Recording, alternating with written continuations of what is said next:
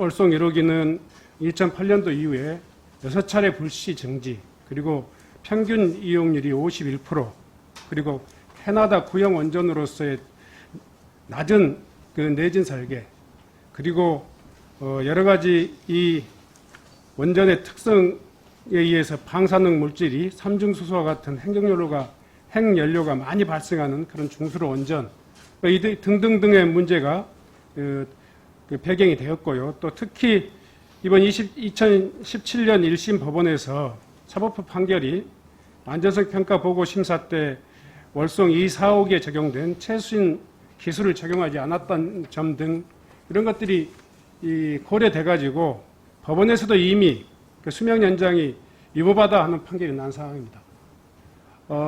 장관께서도 이 법원의 판단 근거가 충분히 객관적이고 또 동의 가능한 그런 어떤 근거가 있는 것이다라고 생각하십니까? 저는 일단 법원의 판정을 존중합니다.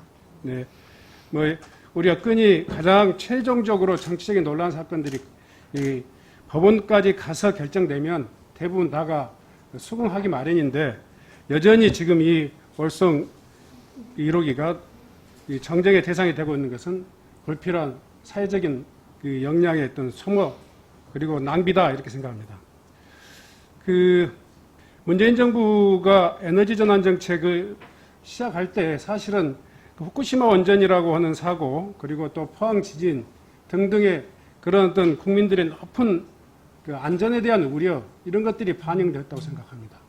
마찬가지로 이번 월성 1호기는 그런 분위기에 따라서 경제성 못지않게 굉장히 중요한 그 환경 정책의 변화라든가 국민의 안정에 대한 여론들이 반영됐다고 생각합니다.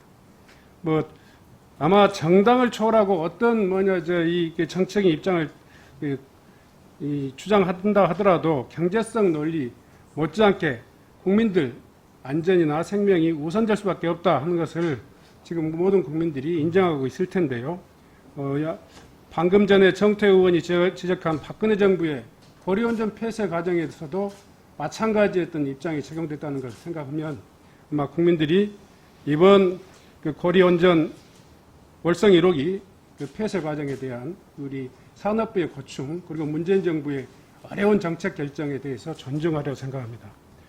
이번 감사 결과 때문에 여러 가지 문제 제기가 있었습니다만은 이런 이 감사 결과는 경제성 평가 기준에 대한 그 적용에 대한 논란이 있을 수 있지만, 우리가 안정성과 지역 수용성 등을 고려한 종합적으로 판단한 그런 건을 침수 봉대에서 발목 잡기 하는 그런 정쟁으로 가서는 안 된다고 생각합니다.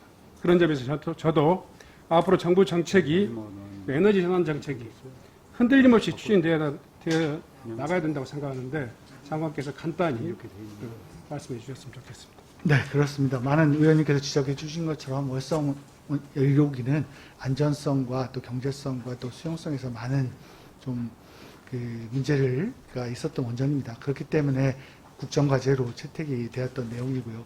이번에 감사원 결과에서도 이 타당성 자체에 대해서는 문제를 삼고 있지 않습니다. 그래서 이번 계기로 해서 월성 1호기 조기 폐쇄 문제에 대한 논쟁을 그치고 좀 건설적인 에너지 전환 정책에 대한 논의로 넘어갔으면 하는 마음입니다.